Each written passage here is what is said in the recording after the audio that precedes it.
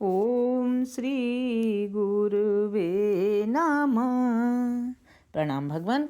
मैं अमृत का सागर ब्रह्म विद्या का अद्भुत ग्रंथ परम पूज्य स्वामी निरंजन देव जी महाराज का। और आज का टॉपिक है भगवान श्रीमद् गीता सार। गीता शास्त्र में तत्वमसी महावाक्य का ही विस्तार पूर्वक विचार किया गया है। तत्वमसी महावाक्य में तत्, त्वम, असि यह 3 पद हैं। तत् अर्थात परमात्मा, त्वम अर्थात जीवात्मा, असि अर्थात दोनों अभिन्न है। गीता में 6 अध्यायों में 3 विभाग हैं। प्रथम अध्याय से 6ठे अध्याय तक त्वम पद वाचक जीवात्मा, सप्तम अध्याय से 12वें अध्याय तक तत्पद वाचक ब्रह्म तथा 13 अध्याय से 18 अध्याय तक 80 पद वाचक जीव ब्रह्म के एकत्व का प्रतिपादन किया गया है। इस प्रकार सामवेद के तत्वमसि वह परमात्मा तू है इस महावाक्य की व्याख्या हुई। ब्रह्म का साक्षात्कार करने वाली ब्रह्माकार वृत्ति वेदों के महावाक्य के अर्थ शोधन से होती है। अतः ब्रह्म के सम्यक ज्ञान के लिए महावाक्यार्थ शोधन की ही आवश्यकता है। जीव ब्रह्म के परस्पर अधिकृत भेदों का भाग त्याग लक्षणा द्वारा त्याग एक तत्पद परमात्मा में त्वम पद जीवात्मा का लय होना ही सिद्धि एवं तत्त्वम पदार्थ शोधन कहलाता है। अब त्वम पद के लक्षित अर्थ के साथ तत्पद के लक्ष्यार्थ की एकता सिद्ध करते हैं। तू सब क्षेत्रों में भी मुझ क्षेत्रज्ञ को ही जान। क्षेत्रज्ञम चापि माम विद्धि सर्व क्षेत्रेषु भारत 13:2। इस श्लोक में अपि शब्द से यह बात स्पष्ट होती है कि मैं ही समस्त शरीरों का ज्ञाता अद्वितीय ब्रह्म हूँ। नेह नानास्ति किंचन, यही अन्य कुछ नहीं है। यहाँ अन्य कुछ नहीं है। इस श्लोक 13:2 में क्षेत्रज्ञ त्वम पद के स्थान में है और माम तत्पद के स्थान में है तथा अपि दोनों की अभिन्नता को प्रतिपादन करने हेतु असि पद के स्थान में है। अर्थात जिसे जीव कहते हैं वह ब्रह्म ही है। जीवो ब्रह्मेव ना परः, ना सतो विद्यते भावो, ना भावो विद्यते सतः। यहाँ सत असत, आत्मा अनात्मा का विवेक कराया गया है, किंतु श्लोक 9:19 में पुनः सत ब्रह्म की असत दृश्य जीव जगत ईश्वर से अभिन्नता दर्शाई गई है। अमृतम चैव मृत्युश्च सद सद असद च अहम अर्जुनः। अर्थात यह ब्रह्म तत्व ही अमृत और मृत्यु रूप जीव को सत असत भी कहा गया है। यानी आत्मा तथा अनात्मा सा भाषित होने वाला जीव भी मैं ही हूँ। त्वम पद का वाच्यार्थ असत, तत्पद का वाच्यार्थ सत, ये दोनों एक ही है। पांडवानां धनंजय, इस श्लोक में योगेश्वर कहते हैं कि पांडवों में धनंजय नाम से प्रसिद्ध त्वम पद का वाच्यार्थ अर्जुन वास्तव में तत्पद का वाच्यार्थ वसुदेव का पुत्र श्री कृष्ण मैं ही हूँ। अर्थात अर्जुन पद से लक्षित आत्मा तथा वासुदेव पद से लक्षित ब्रह्म मैं ही हूँ। यहाँ जीव ब्रह्म की एकता बताई है। इंद्रियाणां मनश्च अस्मि भूतानां अस्मि चेतनः। योगेश्वर श्री कृष्ण कहते हैं कि इस शरीर में जो 10 इंद्रियों का स्वामी संकल्प विकल्पात्मक मन तथा भूत समुदाय को बुद्धि द्वारा प्रकाशित करने वाला जीव भी मैं ब्रह्म ही हूँ।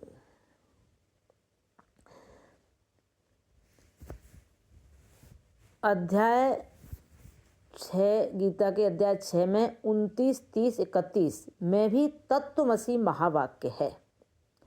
सर्वभूतास्त आत्मानं भूतस्त आत्मानं सर्वभूतानि च आत्मनि ईक्षते योग युक्तात्मा सर्वत्र समदर्शनः।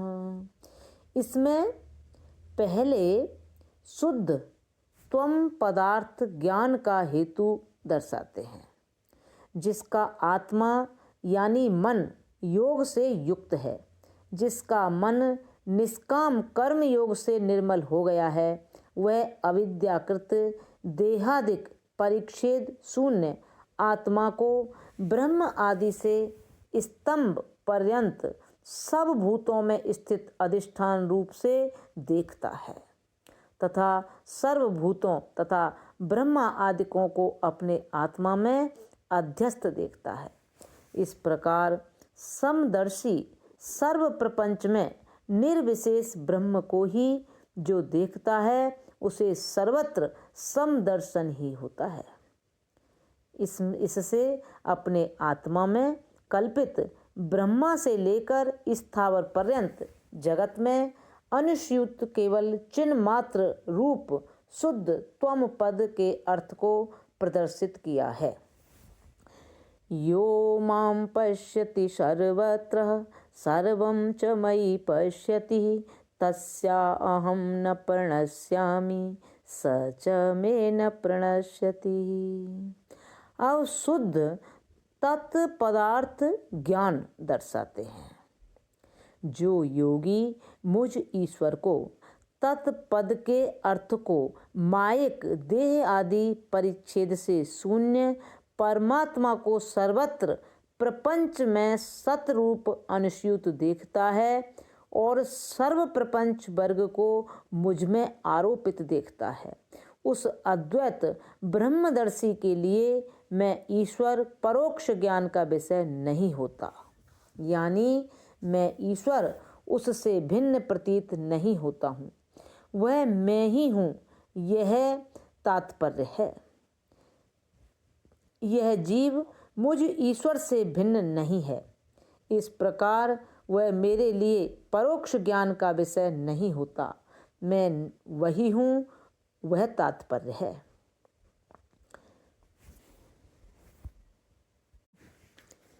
सर्वभूत स्थितं यो मां भजति एकत्वं आस्थतः सर्वथा वर्तमान अपि सहयोगी मयि वर्तते। इस प्रकार पिछले 2 श्लोकों में शुद्ध त्वम पदार्थ ज्ञान तथा शुद्ध तत्पदार्थ ज्ञान कहकर वाक्यार्थ ज्ञान प्रदर्शित करते हैं। सर्वभूतों में अधिष्ठान रूप से स्थित तत्पद के लक्ष्य मुझ पुरुषोत्तम को त्वम पद के लक्ष्यार्थ के साथ एकता करके भजता है कि मैं ब्रह्म हूँ। इस प्रकार जो जानता है वह योगी मेरे नित्य मुक्त स्वरूप में निवास करता है, जीवन मुक्त होकर कृतकृत्य हो जाता है, चाहे जीवित अवस्था में उसके द्वारा प्रारब्धानुसार किसी प्रकार का निषिद्ध कर्मों का भी आचरण क्यों न हो जाए, फिर भी उस पर विधि निषेध शास्त्र का नियंत्रण नहीं होता। निस्त्रये गुणे पथि विचरताम को विधि को निषेधः। त्रिगुण रहित मार्ग में विचरण करने वालों के लिए क्या विधि क्या निषेध। त्रिगुण रहित मार्ग में विचरण करने वालों के लिए क्या विधि क्या निषेध। वे विधि निषेध से अतीत होते हैं। जीव ब्रह्म की एकता प्रतिपादन करने वाला एक अन्य संदर्भ देते हैं। प्रतिपादन करने वाला एक अन्य संदर्भ देते हैं। ममैवांशो जीवलोके जीवभूत सनातनः। मुझ परमात्मा का ही सनातन अंश जीव है।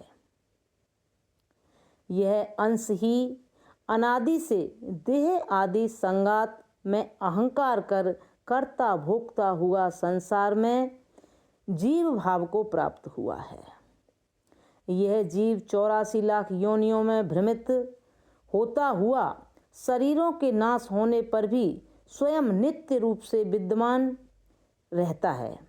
जैसे घट से घिरा आकाश, घट नाश होने पर घट स्थित आकाश नष्ट नहीं होता। घट आकाश महाकाश का ही अंश होता है।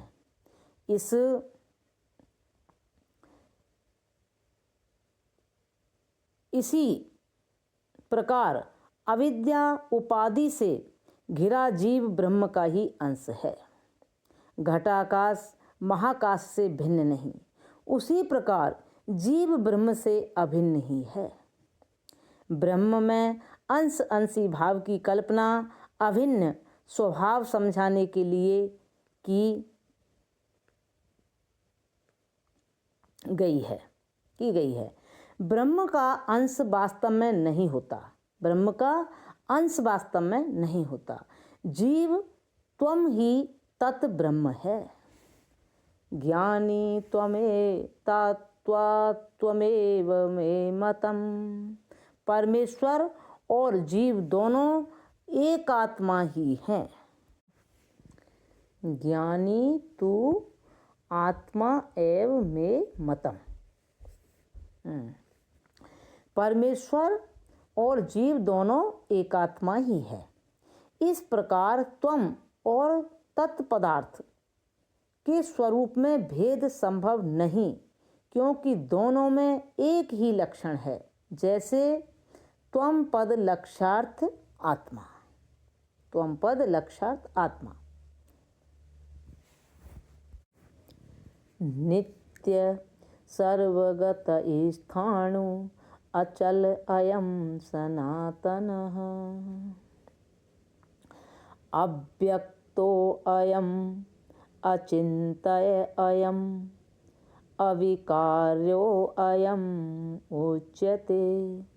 तस्मात्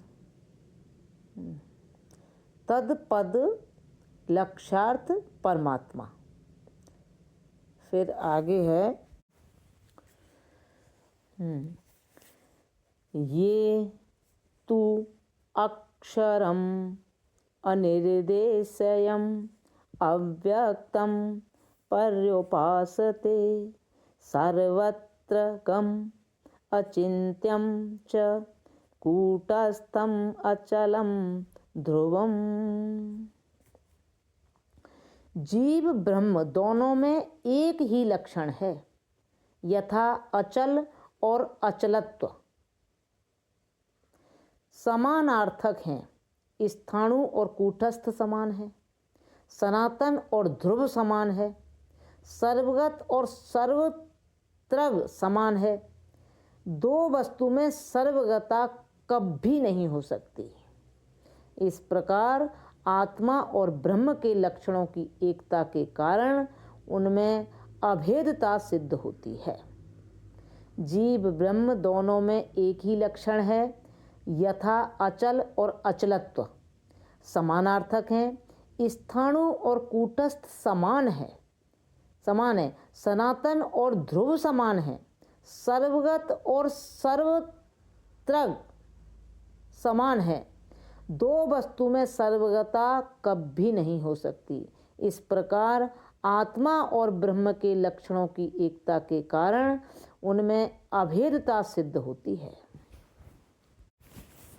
अयम अहमात्मा गुडाकेश सर्वभूताशय स्थितः। मैं आत्मा हूँ, सब भूतों के हृदय में ईश्वर सर्वभूतानां हृदय देशेर्जुन तिष्ठति। इस प्रकार जीव ब्रह्म अभिन्न ही है और वह अयम आत्मा ब्रह्म, यह वह तत्त्वमसि अर्थात हे जीव वह तू है। प्रणाम भगवान। अब यहाँ से आगे कर लेंगे। ओम शांति शांति शांति।